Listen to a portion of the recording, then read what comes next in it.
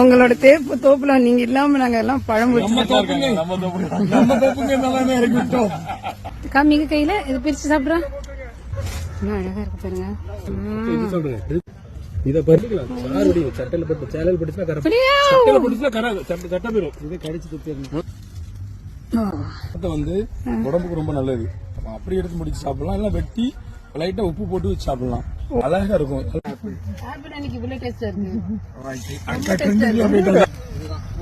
ஒரே விஷயம் கொல்லாமரம் நம்ம நெய்வேலி இந்த பக்கம் பட்டுக்கோட்டை பக்கம் முந்திரி பழம்.